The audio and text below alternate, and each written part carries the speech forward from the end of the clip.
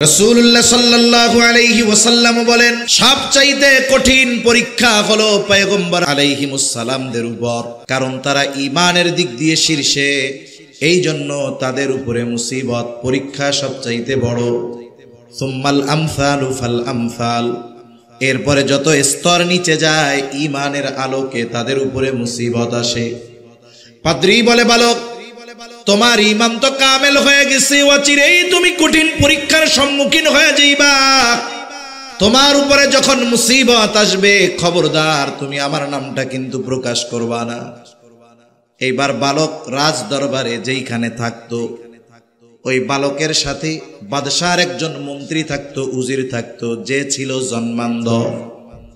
বালক এইবার ওই উজিরের সাথে সম্পর্ক ভালো, উজির চোখে দেখে না, তার বড় আফসোস, যাহারে এত সুন্দর দুনিয়ার নাজ নেয়ামত আমি চোখে দেখতে পাই না। তার খুব আশা যদি তার চোখটা ভালো হয়ে যাইত। বালক এইবার বলে, তোমার চোখ ভালো হয়ে যাবে যদি তুমি আমার কথা মাইনা নাও।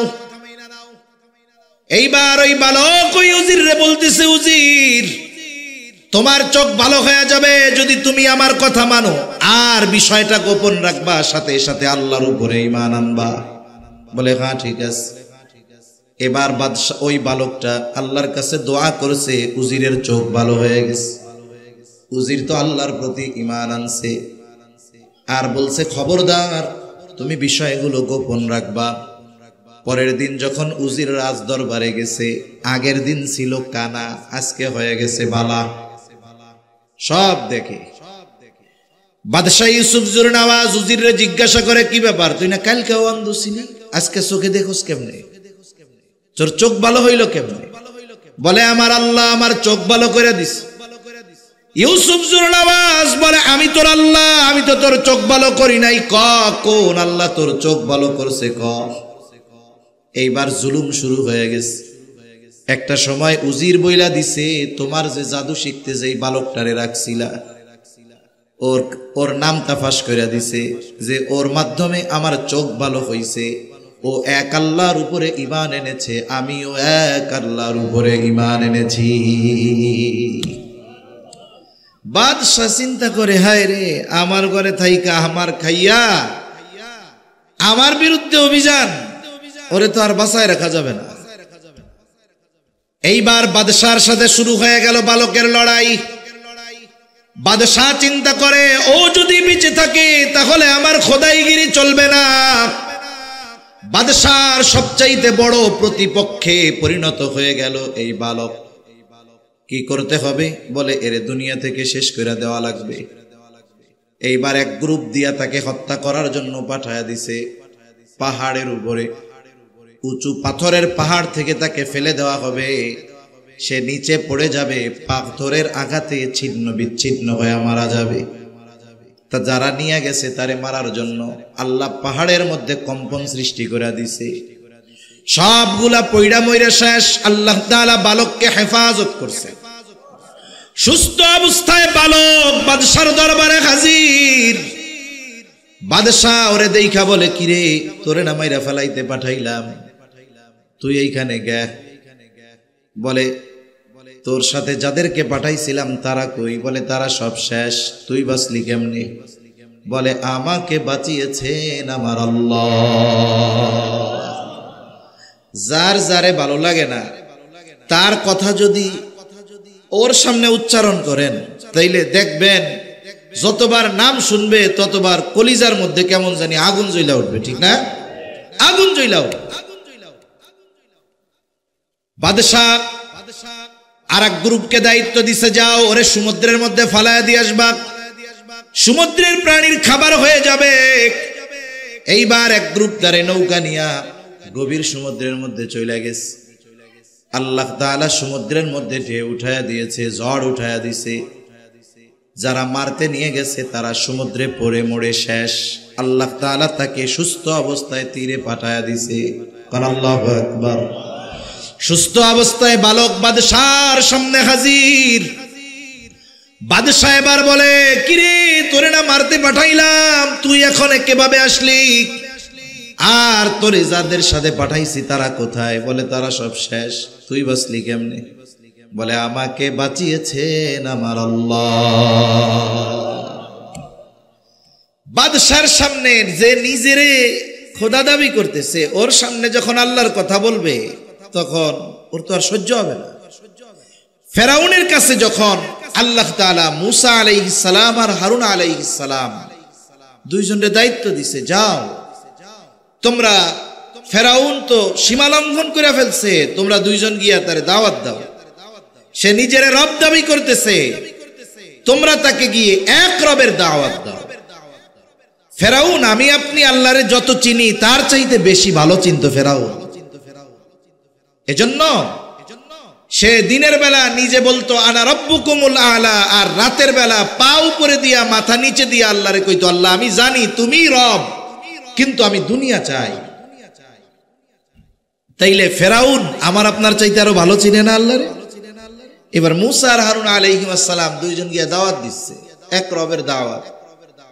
ওর ভাব ভঙ্গি কি, জবাব কি? বলে ক্বালা ফামার রব্বুকুমা ইয়া মুসা, হে মুসা তোমাদের রব সে আবার কে? তার মানে নিজে মানুষের সামনে নিজেকে রব দাবি করে, এক আল্লাহর কথা যখন তাকে বলা হয় তার আর সহ্য হয় না। ইউসুফ জুরনওয়াজ যখনই বলে আমাকে বাঁচিয়েছেন আমার আল্লাহ, তার সহ্য হয় না। এইবার মারার নেশায় সে বিভোর। কোন কোন সময় জালেমের অবস্থা এমন হয়ে যায়, জালেম যখন সর্বোচ্চ সীমা লঙ্ঘন করে ফেলে, প্রতিশোধের নেশায় উদ্বুদ্ধ হয়ে উঠে, অনেক সময় ওই জালেম এমন সিদ্ধান্ত নেয় যেটা ওই জালেমের চূড়ান্ত পতনের কারণ হয়ে যায়। এর নজির 1000 বছর আগে যাওয়া লাগে না, অতীত নিকটে যদি আমি আপনি খেয়াল করি, এই রকম জালেমের চূড়ান্ত পতনের দৃষ্টান্ত আছে না নাই? আল্লাহ কুরআনুল কারীমে এরকম অনেক জালেমের পতনের দৃষ্টান্ত দিয়েছেন। এই যে ফেরাউনের অধপতনের যেই ধ্বংসের যেই ঘটনা আল্লাহ কোরআনে বয়ান করছে, যখন আল্লাহ তাআলা মুসা আলাইহিস সালামকে বললেন যে বনি ইসরাইলদের নিয়ে মিশর ছেড়ে চলে যাও,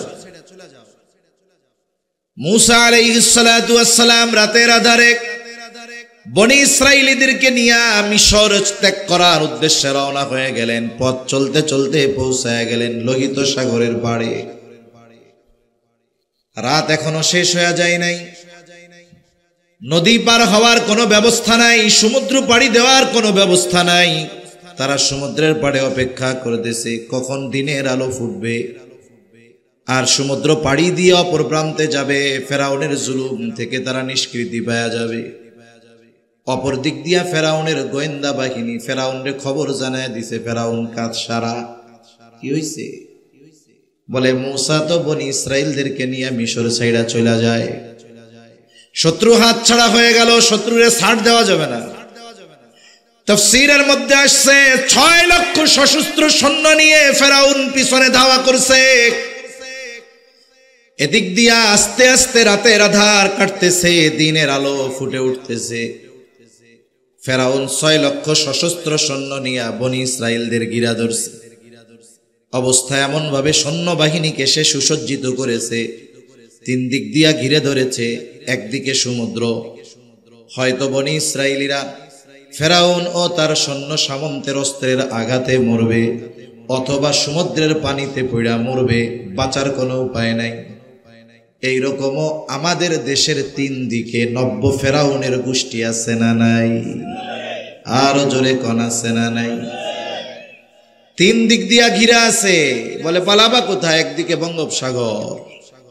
আমরাও বলি যেই আল্লাহ ফেরাউনের জুলুম থেকে বনি ইসরাইলদের সমুদ্র পাড়ি দেওয়ার ব্যবস্থা করে দিয়েছে, বলেন তো সেই রব এখনো আছে না নাই? বলে তোমাদের কি হবে? আমরাও বলি রব যা চায় তাই হবে। 3 দিক দিয়ে ঘিরে ধরছে, দিনের আলো ফুটে উঠছে, রাত কেটে গেছে। বনি ইসরাইলীরা এবার পেছন দিকে তাকায় দেখে যে ফেরাউন তার সৈন্য বাহিনী নিয়ে তাদের দিকে ধেয়ে আসতেছে।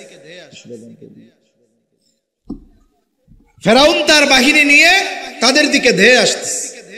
বলেন তো ওই পরিস্থিতিতে তাদের অবস্থা কি হবে? আর বাঁচার উপায় নাই। একদিকে সমুদ্র আর তিন দিক দিয়ে তারা, বাঁচার উপায় নাই। তাদের সাথে লড়াই করে বাঁচবো, আমাদের সাথে তো অস্ত্র নাই। ওই অবস্থার কথা আল্লাহ তাআলা কোরআনুল কারীমের মধ্যে বর্ণনা করেন। সূরা শুআরার মধ্যে আল্লাহ তাআলা বলেন, ফালাম্মা তারা আল জামআনি ক্বালা আসহাবু মূসা ইন্না লামুদরাকুন। আল্লাহ তাআলা বলেন, যখন একদল অপর দলকে দেখতে পাইল, ফেরাউনের বাহিনী মূসা আলাইহিস সালাম আর তার উম্মতদেরকে দেখে, আর বনি ইসরাইলেরও দেখে যে ফেরাউন তার বাহিনী আসতেছে, দুই দলের মধ্যে দেখা দেখি হয়ে গেছে। মূসা আলাইহিস সালামের উম্মতেরা এবার সর্বোচ্চ হতাশ। তারা চিন্তা করছে আমাদের আর কোনো বাঁচার উপায় নাই। এই জন্য মূসা আলাইহিস সালামকে বলতেছে, ইন্না লামুদরাকুন, মূসা আমরা ধরা পড়ে গিয়েছি। বলেন তো এখনো ধরা পড়ছে নাকি? জোরে কোন পড়ছে? ঘুম আসতেছে নাকি আপনাদের? আর একটা তাকবীর দাম তো, নারায়ে তাকবীর। আরো জোরে, নারায়ে তাকবীর। মাশাআল্লাহ, এই তো চলবে। এখনো ধরা পড়ে নাই, কিন্তু ধরা পড়ে গিয়েছি। ইন্না লামুদরাকুন, আমরা ধরা পড়ে গেছি, নিশ্চয় আর বাঁচার উপায় নেই। কেন? অনেক সময় অনেকে বিপদে পড়ে এলাকার মুরব্বীদের কাছে দৌড় দিয়ে আসে না, আইসা কি কয়, ও কাকা আমি মইরেই গেছি। তুই বেটা মরলে কথা কস কেমনে? তার মানে তার সামনে যে বিপদ, এই বিপদটা এত ভয়াবহ, এটা যদি তার উপরে আসে তার বাঁচার কোনো উপায় নাই। আসন্ন বিপদের ভয়াবহতা অনুধাবন করে বিপদ আসার আগেই বলে আমরা মরে গেছি, ধরা পড়ে গেছি। মূসা আলাইহিস সালাম বনি ইসরাইলীদের নেতা, প্রত্যেকটি নবী তার উম্মতের নেতা, আমাদের নেতা মুহাম্মাদুর রাসূলুল্লাহ সাল্লাল্লাহু আলাইহি ওয়াসাল্লাম। মনে রাখতে হবে, নেতা নির্বাচনের ক্ষেত্রে সর্বোচ্চ সতর্কতা অর্জন করতে হবে, সর্বোচ্চ সতর্কতা রাখা জরুরি। কেন? বলে কিয়ামতের দিন শুধু আমাকে ডাকা হবে না, আমি হৃদয় দিয়ে যার নেতৃত্ব গ্রহণ করেছিলাম তাকে সহ আমাকে ডাকা হবে। আমি মূলত যাকে নেতা হিসাবে ধরেছি তাকে সহ আমাকে ডাকা হবে। আল্লাহ তাআলা বলেন, ইয়াউমা নাদউ কুল্লা উনাসিম বিইমামিহিম, প্রত্যেকটা মানুষকে তার নেতা সহ ডাকা হবে, ইমাম সহ ডাকা হবে। আমরা ইমাম বলতে তো মসজিদের ইমাম বুঝি, মূল নেতার কথা বাদ দেন। যদি শুধু আমার ইমাম সহ আমার ডাকে, আমাকে বাঁচার উপায় নাই, ঠিক কিনা বলে? ইমাম প্রথমেই বলবে আমার ওজিফা বেতন ঠিক মতো দেয় নাই, আমাকে আমার মেম্বারে হক কথা কইতে দেয় নাই, আমি ওকে নেতা হইলাম কেমনে? তাহলে মূল নেতৃত্ব যারটা আমি গ্রহণ করেছি তাকে সহ আমাকে কিয়ামতে ডাকা হবে। আমার আপনার নেতা যদি সেই দিন মুহাম্মাদুর রাসূলুল্লাহ হয়ে যায়, বলেন তো কোনো চিন্তা আছে নাকি? চিন্তা নাই। নেতৃত্বের কিছু গুণাবলী আছে, এর মধ্যে অন্যতম একটি গুণ হলো প্রত্যেকটি নেতা তার কর্মীর জন্য নিবেদিত প্রাণ হবেন। তার কর্মী, তার অনুসারীরা বিপদে পড়লে এই মুসিবতে রেখে তিনি পালিয়ে যাবেন না। কিন্তু আমরা দেখি যখন বিপদে পড়ে কর্মীরা সব মরে, নেতারা ইউরোপ আমেরিকায় গিয়া বিলাসী জীবন যাপন করে, ঠিক কিনা কর? কেন করে জানেন? খোঁজ নিয়া দেখবেন আমাদের দেশে সবাই না, বিপুল সংখ্যক নেতাদের পরিবার দেশে থাকে না, সব বিদেশে। কোন বড় বড় অধিকাংশ নেতা সন্তানেরা এই দেশে লেখাপড়াও করে না। কেন করে না জানেন? জানে ঢাকা ইউনিভার্সিটিতে যদি আমার ছেলেরে পড়তে দেই ও সন্ত্রাস হবে, শিক্ষিত হবে না, ঠিক কিনা কর? এজন্য নেতাদের সন্তানদের পড়াবে বিদেশে, টাকা পয়সা যা করার দরকার সব বিদেশে করবে। জানে মুসিবত আসলে এগুলারে থুইয়া আমার ওই জায়গায় ভাগতে হবে। এজন্যই দেখেন না, পতন হওয়ার আগ থেকেই নেতারা হিজরত করা শুরু করে দিচ্ছে, ঠিক কিনা বলেন? কিন্তু যারা অনুসরণকারী কর্মী, এরা এতটুকু চিন্তা কেন করে না? যারা মুসিবতে আমাদেরকে ফেলে, আমাদেরকে বিপদের মধ্যে ফেলে, যারা এই দেশ থেকে পালিয়ে গিয়ে আরামে বসবাস করে, ওরা বাস্তবিক অর্থে নেতৃত্ব দেওয়ার যোগ্যতা রাখে না, ঠিক কিনা বলে? যদি এরা কর্মী বান্ধব নেতা হতো, জীবন দিয়ে দিত, সামনে দাঁড়িয়ে যেত, বুকে বুলেট পেতে নিত, তবুও পলায়ন করতো না, ঠিক কিনা বলেন? এজন্য জাগতিক জগতেও যদি নেতা ধরেন, একটু বাইসে শুনে ধরেন যে আপনি বিপদে পড়লে সে আপনার পাশে দাঁড়াবে কিনা। মুসা আলাইহিস সালাম বনি ইসরাইলীদের নেতা, ঝিমিয়ে পড়া কর্মীর অন্তরে জাগ্রত করার জন্য নেতাদেরকে আল্লাহ তাআলা এক যোগ্যতা দেয়, সেটা হলো বক্তৃতা দেওয়া। আল্লাহ তাআলা প্রত্যেকটা নবীকে এই যোগ্যতা দিয়েছেন। মুসা আলাইহিস সালামকে যখন ফেরাউন শিশুকালে পরীক্ষা করতে চেয়েছে যে আসলে ও আমার দুশমন কিনা, এক পাশে রাখছে স্বর্ণ আর এক পাশে রাখছে আগুন, স্বর্ণের দিক হাত গেছে, ফিরিস্তা এসে কয় ওই দিকে দিস না, আগুনে দে। আগুন ধরছে, স্বাভাবিকভাবে তৎক্ষণাৎ যদি কোনো আগুন লাগে, গরম লাগে, আমরা জিব্বায় দেই, আগুনের ওই তাপ সহ কয়লা সহ ওনার ঠোঁটের মধ্যে লাগছে, ভাষার মধ্যে একটু জড়তা আসছে। যখন নবুয়ত দেওয়ার কথা আল্লাহ তাআলা বলেছে, আল্লাহ তাআলার কাছে মুসা আলাইহিস সালাম এই জড়তা দূর করার জন্য ফরিয়াদ করেছে, দোয়া করছে যে আমার জবানের মধ্যে আপনি তারাক্কি দেন, স্পষ্টতা দান করেন। এজন্য প্রত্যেকটা নবীকে আল্লাহ তাআলা বলার যোগ্যতা দিয়েছে। মুসা আলাইহিস সালাম নেতা, কর্মী ঝিমিয়ে পড়ছে, আতঙ্কের মধ্যে আছে, তাদেরকে উজ্জীবিত করার জন্য উনি বক্তব্য দিচ্ছেন। কি বলতেছে উনি? কর্মীরা বলতেছে আমরা ধরা পড়ে গেছি, আর নেতা দাঁড়ায় বলে কাল্লা ইন্না মাইয়া রব্বি সায়াহদিন। নেতা বলতেছে কখনোই ধরা পড়বো না, এখনো পড়বো না, পরেও পড়বো না, কখনো ফেরাউন আমাদের ধরতে পারবে না। কেন ধরা পড়বো না? তাদের হাতে অস্ত্র আছে, পার হওয়ার জন্য আমাদের কোনো ব্যবস্থা নাই, ধরা পড়বো না কেমনে কর? কেমন যেন মুসা আলাইহিস সালাম বলে তাদের সাথে যা থাকে থাক, ইন্না মাইয়া রব্বি, আমার সাথে আছে আমার রব। যদি সাথে থাকে, দুনিয়ার সব যদি বিপক্ষে চলে যায়, কোনো কিছু আসে যায় না, ঠিক কিনা কর?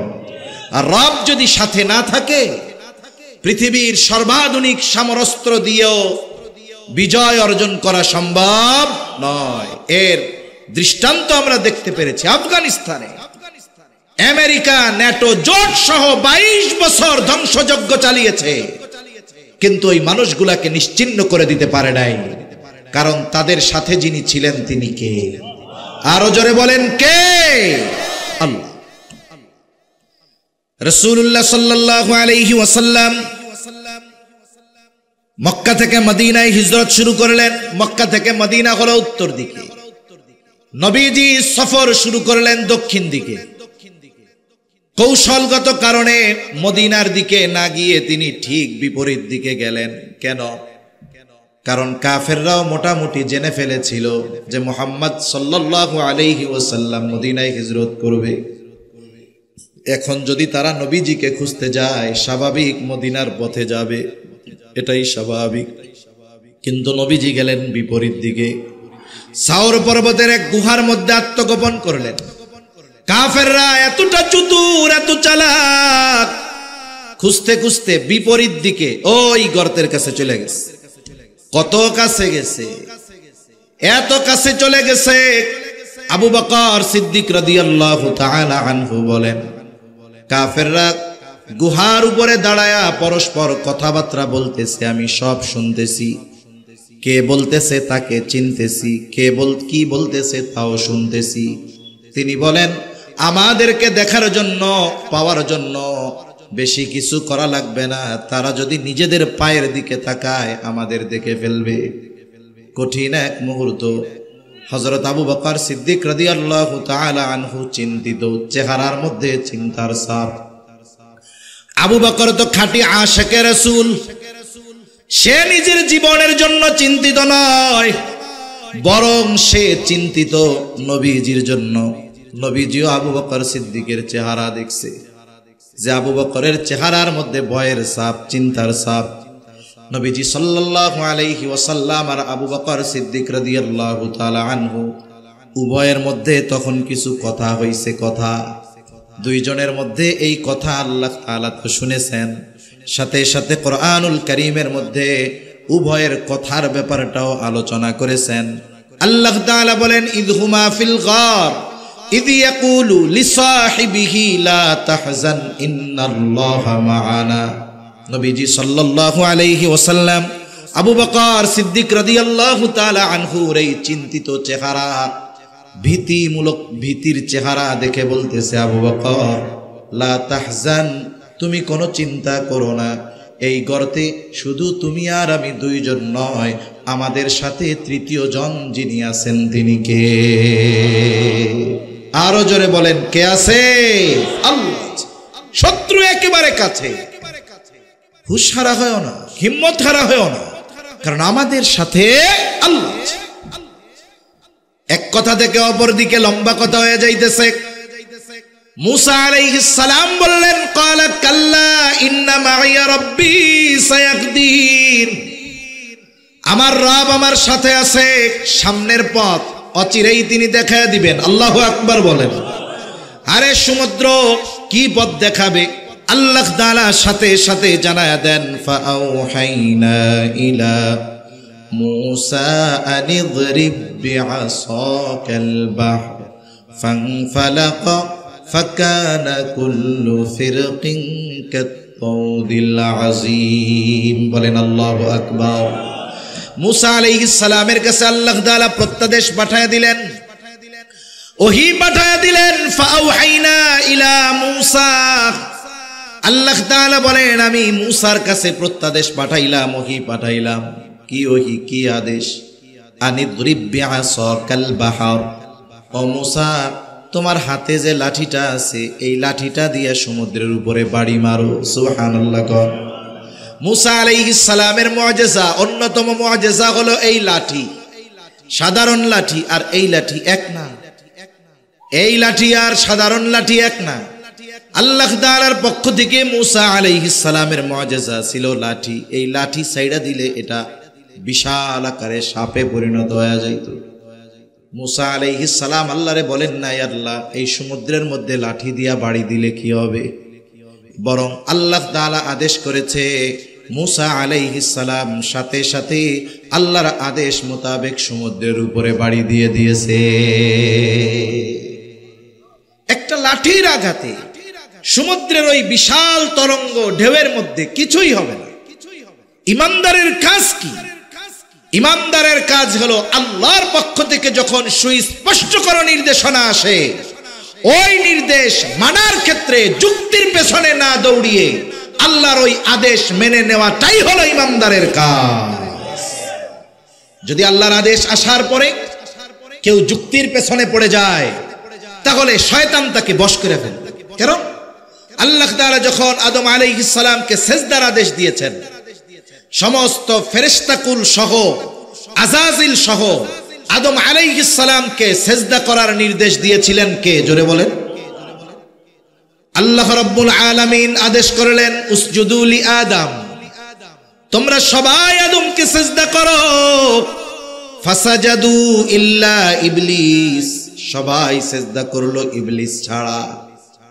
ইবলিস সিজদা করে নাই। আল্লাহ তাআলা জিজ্ঞাসা করে, ক্বালা মা মানাআকা আন তাসজুদা লিমা আমারতুক, কোন জিনিসে তোমাকে আমার আদেশ মান্য করতে বাধা দিল? এইবার ইবলিস আদেশ অমান্য করার যৌক্তিকতা তুইলা ধইরা কয়, ক্বালা আনা খায়রুম মিন খলাকতানি মিন নার ওয়া খলাকতাহু মিন তিন। শয়তান যুক্তি দিছে, আদেশ দিছে কে? আদেশ অমান্য করে যুক্তি প্রদর্শন করতেছে, আমি তার চাইতে ভালো, আমারে বানাইছেন আগুন দিয়া, ওরে বানাইছেন মাটি দিয়া, এই জন্য আমি ওর চেয়ে ভালো, এই জন্য সিজদা করি নাই। তাহলে আল্লাহ তাআলার আদেশ, সুস্পষ্ট আদেশ আসার পর ওই আদেশ অমান্য করে যুক্তির পেছনে দৌড়ানো, এটা ইমানদারের কাজ হতে পারে না, ওটা ইবলিস শয়তানের কাজ। ঠিক কিনা বলে? মুসা আলাইহিস সালাম সাথে সাথে সমুদ্রের উপরে আঘাত করলেন। আঘাত করার সাথে সাথে সমুদ্র দুই ভাগে বিভক্ত হয়ে গেল। ফাংফালাক, ফেটে গেল সমুদ্র, দুই ভাগে বিভক্ত হয়ে গেল। ফাকানা কুল্লু ফিরকিন কাত্তাউদিল আযীম, দুই ভাগে শুধু ফেটে গেছে এমনটা নয়, বরং দুই দিক থেকে দুই ভাগ উঁচু হয়ে পাহাড় সাদৃশ্য উঁচু দেয়ালের ন্যায় হয়ে গেল। যখন দুই দিকে সরে গেছে, মধ্যে ফাঁকা, মধ্যে কি বলেন? ফাঁকা। সমুদ্রের তলদেশ আল্লাহ তাআলা মুহূর্তের ভিতরে শুকনা বানায় দিয়েছে। তাফসীরের মধ্যে আসছে বনি ইসরাইলের 12টা গোত্র ছিল। কয়টা? জোরে বলেন, কয়টা? 12টা। 12টাও বাইজে যাইতেছে। 12টা গোত্র ছিল। শুকনা রাস্তা দিয়া 12 গোত্র পার হওয়া শুরু হয়ে গেল। আল্লাহ তাআলা কোরআনুল কারীমের মধ্যে বলেন, ওয়াজাওয়াজনা বিবানি ইসরাঈলাল বাহরা ফাআতবাআহুম ফিরআউনু বিজুনুদিহি বাগয়াও ওয়া আদওয়া। আল্লাহ রাব্বুল আলামিন বলেন, আমি বনি ইসরাঈলদেরকে সমুদ্র পার করে দিলাম। আল্লাহ তাআলা রাস্তা বানায়া তাদের সমুদ্র পারের ব্যবস্থা করে দিয়েছেন। যখন তারা মাঝ রাস্তা অতিক্রম করেছে, আর ফেরাউন তার সৈন্যবাহিনী নিয়ে রাস্তার গোড়ায় আসছে।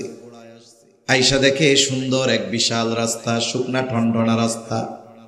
ফেরাউন খুব ভালো মতো জানে যে এই রাস্তা দিয়ে বনি ইসরাইলীরা নিরাপদ গন্তব্যে চলে যাবে। তাদের জন্য এই রাস্তা যেমন নিরাপদ, তার চাইতে এই রাস্তা আমার জন্য বেশি বিপদ। এরপরেও কি করলো ফেরাউন? বুঝার পরেও জানার পরেও কি করলো? আল্লাহ তাআলা বলেন, ফাআতবাআহুম ফিরআউনু বিজুনুদিহি বাগয়াও ওয়া আদওয়া। ওই যে বলতেছিলাম, মানুষ যখন সীমা লঙ্ঘন করে, প্রতিশোধ পরায়ণ হয়ে যায়, তখন সে তার কাজ কর্মের ফলাফল কি হতে পারে এটা চিন্তা করে না। আল্লাহ তাআলা বলেন, ফাআতবাআহুম ফিরআউনু বিজুনুদিহি বাগয়াও ওয়া আদওয়া। এইবার এই রাস্তা দেখা ফেরাউন তার সৈন্য সামন্ত সহ তার অনুসারীরা সহ বনি ইসরাইলদের পেছনে অনুসরণ করা শুরু করলো। কেন? আল্লাহ বলেন, বাগয়াও ওয়া আদওয়া, সীমা লঙ্ঘন করে শত্রুতা বশত বনি ইসরাইলীদেরকে সমূলে নিশ্চিহ্ন করে দেওয়ার নেশায়, হত্যার নেশায়, রক্তের নেশায় যখন সে তার সৈন্য সামন্ত সহ বনি ইসরাইলীদের পেছনে অনুসরণ করা শুরু করছে, মুসা আলাইহিস সালাম তার উম্মতদেরকে নিয়ে ওই পাড়ে উঠে গেছে, আর ফেরাউন তার বাহিনী নিয়ে পৌঁছায় গেছে মাঝ দরিয়ায়। বলেন তো, রাস্তা আল্লাহ যাদের জন্য বানাইছে তাদের ব্যবহার শেষ, এখন আর রাস্তার দরকার আছে? জোরে বলেন, আছে? আল্লাহ তাআলা পানিকে আদেশ করলেন, পানি তুমি আগের অবস্থায় ফিরে যাও। আল্লাহ তাআলা হলেন এমন এক মহান সত্তা, যখন তিনি কোনো কিছু ইচ্ছা করেন, শুধু বলেন হও, সেটা তৎক্ষণাৎ হয়ে যায়। আল্লাহ তাআলা বলেন, ইন্নামা আমরুহু ইযা আরাদা শাইআন আন ইয়াকুলা লাহু কুন ফায়াকুন। আল্লাহ তাআলা যখন কিছু ইচ্ছা করেন, যখন কিছু করতে চান, শুধু বলেন কুন, হও, ফায়াকুন, সেটা তৎক্ষণাৎ হয়ে যায়। বলেন আল্লাহু আকবার। আল্লাহ তাআলা পানিকে আদেশ দিলেন, পানি তুমি আগের অবস্থায় ফিরে যাও। এইবার দুই দিকের ওই উঁচু পাহাড় সাদৃশ্য দেয়ালের ন্যায় পানি একসাথে ফেরাউন আর তার বাহিনীর উপরে পড়ছে। এমন ভাবে পড়ছে, একটা সৈন্য নিচের থেকে উপরে আসতে পারে নাই, সব জায়গায় শেষ। কিন্তু আল্লাহ তাআলা ফেরাউনকে সহজে ছাড়বে না। আল্লাহ রাব্বুল আলামিন জিবরাইল আলাইহিস সালাম রে পাঠায়া দিছে, একবারে সমুদ্রের তল থেকে এক টান দিয়া উপরে উঠায় আনছে। চুবনি শুরু হয়ে গেছে। কি শুরু হয়েছে? জোরে কম। চুবনি শুরু হয়েছে। বৃষ্টি আসে, আর একটু আসুক, যদি বেশি আসে আমি কি থাকবো? বৃষ্টি যদি আসেই আপনারাও যাবেন, আমিও যাবো না, তাইলে ওই ভাগা যে বৃষ্টিতে লাগবে, ওই ভাগার মতো বৃষ্টি আগে আসুক, এরপরে ভাগি, নাকি কর? এইটুক সিটা বৃষ্টি দেখাই যদি নড়াচড়া আর আমাকে শুরু হয়ে যায়, তাহলে তো কাম হইল না। আর বেশি রাত্রেও করব না। বৃষ্টি ঘন হলে, বেশি বৃষ্টি হলে তো আপনাদের কষ্ট দিব না ইনশাআল্লাহ। একটু কথা শুনি। এবার সমুদ্রের তলদেশ থেকে এক টানে ফেরাউনের উপরে উঠে আনছে, সুবনি শুরু হয়েছে। আমাদের দেশে মাঝে মধ্যে মুরগিরে জিমানিতে ধরে, দেখছেন না? জিমানি সহজে যায় না, তখন মুরগিরে ধরে নিয়ে পানির মধ্যে সুবনি মারে। যেমন 10 সুবনি খাওয়ার পরে মুরগির ওম ভাঙা যায়, মুরগি এক ঝাড়া দিয়া কয় এখন আমি ঠিক হয়ে গেছি। যখন জিবরাইল আলাইহিস সালামের চুবনি শুরু হয়ে গেছে, ফেরাউন বুঝতে পেরেছে আমার খোদাইগিরি শেষ। এখন সেই ঈমান আনার ঘোষণা দিচ্ছে।